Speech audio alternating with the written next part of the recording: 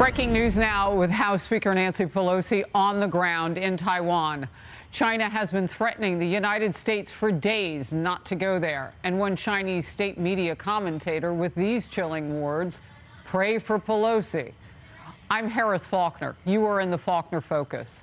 Nancy Pelosi becomes the highest-ranking United States official to visit Taiwan in a quarter century.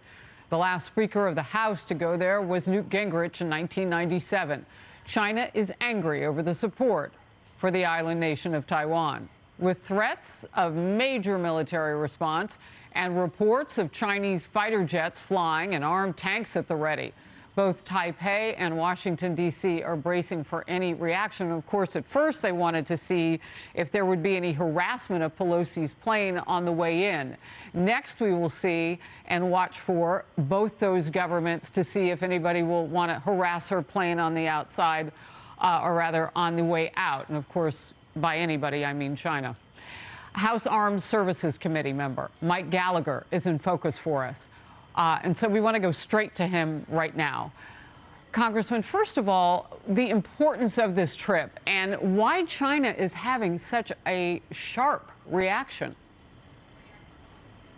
Well, first, I salute the Speaker for going ahead as she planned. It was an important signal to send to the Chinese Communist Party that we will not be intimidated, that neither the CCP nor the executive branch gets a veto over the travel of members of Congress, particularly constitutional officers. This is entirely consistent with the language of the Taiwan Relations Act as well as the Taiwan Travel Act. Speaker Pelosi did not violate any protocol. This is a useful way of fostering deeper ties between Taiwan and American officials. So I salute her for that. What we need to do going forward on a bipartisan basis, because I wish this trip had been bipartisan and that Republicans had come with her, is to actually take the steps necessary in Congress to arm Taiwan to the teeth so they can defend themselves against a possible PLA invasion, as well as increase training exercises between our two countries and rebuild our own military so that the Chinese never feel like they have an opportunity to take Taiwan by force. Yeah, we had talked about this on this program a week ago, Congressman, about there needing to be a bipartisan delegation in all of this for a few reasons. The world sees how divided we are right now politically, and it really does send a message that we agree on one thing wholly, and that is we are clear on who our enemies are.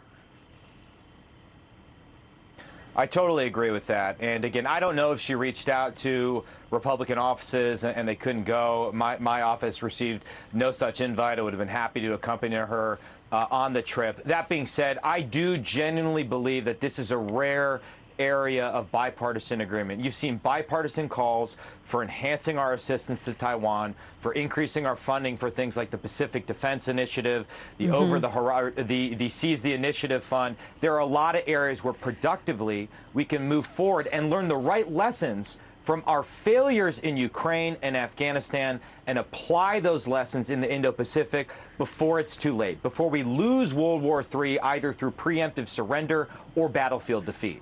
Ooh, Congressman Gallagher, I'm curious, you know, is it gamesmanship that the President of the United States wouldn't throw his weight behind the House Speaker, all in the same political party, and let the world see that there might even be daylight within that party that has both chambers on the Hill and the White House?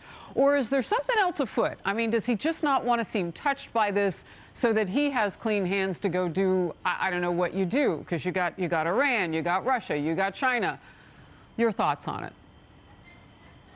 I think it's fear. Quite simply, this administration seems to be afraid at every step of the way of provoking our adversaries. If you've seen what's happened in Ukraine, they've consistently signaled that what we're not going to do out of fear of provoking Putin. The same thing, I think, is true here. We're so risk-averse. We're afraid of provoking the Chinese Communist Party.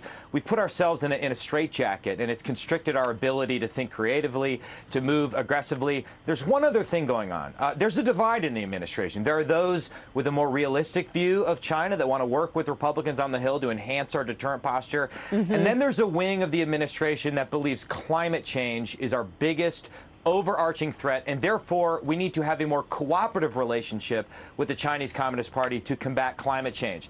I believe that second camp is naive, and I believe they are responsible for a lot of the incoherence that we've seen on our overall grand strategy vis-a-vis China. Well, and listening carefully to you, too, it would seem more than naivete. They're not paying attention to what Russia and some of these countries are willing to do out of hate. I mean, you don't have to look down the road for change, climate or otherwise. You've got immediate change per weaponry that they're willing to kill millions of people with right now, China against Ukraine, and would love for, or rather Russia against Ukraine, and would love for it to go further as they want more land. I'm going to ask you just to stand by for a second to get a quick report there on the ground.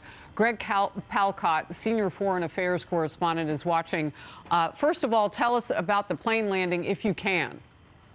Yes, not since a long time ago have so many people watched a plane land, Harris. And in fact, we got the touchdown about 20 minutes ago at Taipei Airport. We watched the U.S. Air Force plane land, and we watched Nancy Pelosi, Speaker of the House, get out. And this was a monumental moment. A lot of nervousness on the run-up to this, Harris. Remember, one of the multitude of threats coming from Beijing is that there could be, in fact, some kind of interruption or interception of that flight. That, thankfully, didn't happen. There were so many planes up in the sky, along with her planes from Taiwan, also from the U.S. It's hard to believe that Beijing would have tried something like that. But she did go the long way around, Harris. Her route from Kuala Lumpur, Malaysia, to Taipei, Taiwan, was all the way around Philippines, notably missing the South China Sea, where there's a big Chinese military presence. That was clearly trying to avoid any kind of entanglement with any Chinese military on the approach, Harris.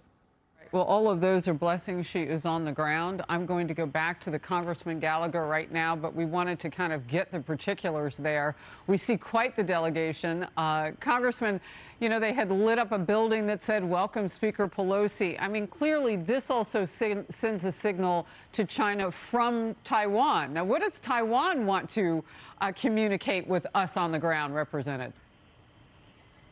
Well, I think this was the risk of her backing down, right? Imagine how demoralizing that would have been to our friends on the ground in Taiwan. I think this sends a strong signal of support to them that America, the Article 1 at least, the legislative branch, stands proudly and strongly with our partners in Taiwan, and we will not be deterred by the threats of the Chinese Communist Party. So what do they want going forward? Well, I mentioned some initiatives that we can take to improve our foreign military sale process to Taiwan. For example, my understanding is the Harpoon anti-ship missiles, which the Taiwanese have purchased, aren't scheduled to be delivered until 2028. Oh, boy. That's too late. We need to expedite the delivery of critical asymmetric systems, particularly missiles and mines, in order to help Taiwan defend itself, because I believe we've entered the window of maximum danger here, and the PLA is going to make a move. I don't need to cut in here, but as I watch history be made for only the second time like this in a quarter century for our nation, to send a high-profile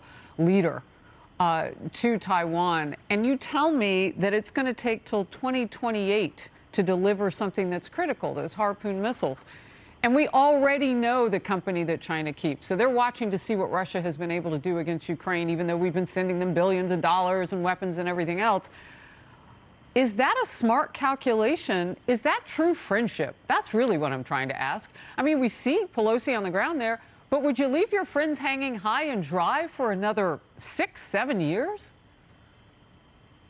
Well, part of that friendship is going to involve a little bit of tough talk. We've been trying to convince the Taiwanese to invest in these so-called asymmetric systems and not buy certain legacy capabilities that we think would be less effective. But the better our overall diplomatic relationship is, I think the better position we are to have that conversation going forward. You mentioned Ukraine. The hard math is we just burned through 7 years worth of Javelin missiles in Ukraine, and we don't have the ability right now to buy these things in the quantities we need them and stockpile them, not only in Europe, but also the Indo-Pacific.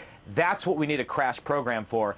That's what we need to use the Defense Production Act for, not for Green New Deal projects that are really just meant to placate the progressive base of the Democratic Party. You know what? I was reading recently, and I won't harp on this because I want to stay on topic here, but it is the reality that the world watches us grapple with. Is we promise to help Taipei, and we promise to help Ukraine and others, that we burn through so much fossil fuel to give the nation right now electricity. Like, we have to do that. We've been having blackouts and brownouts and water issues, even in my state, no water pressure and boiling and so on and so forth. And it takes electricity to get that water moving. We are not quite in that green space, but these people need our help right away. Well, and also for all these electric vehicles that we're going to be subsidizing, electric vehicles, I'm not an expert, but they need electricity. And yeah, that is going to be a problem going forward. Or the solar panels, right? The plants in which these solar panels and their subcomponent parts are being made and manufactured are not using solar energy, right? The tragedy and irony of the John Kerry strategy on energy and on climate change is that it really just amounts to giving China supremacy over solar panel supply chains made by slave labor in China in dirty coal-fired power plants. You can't make this stuff up. It's completely contradictory and absurd. It's why we need to focus on the true threat to America, which over the long term is the Chinese Communist Party, and rely on innovation to both help climate change while not destroying our domestic economy. All right. Congressman Gallagher, thank you so very much for handling the breaking news with me right now as we watch history be made. Thank you for being in focus.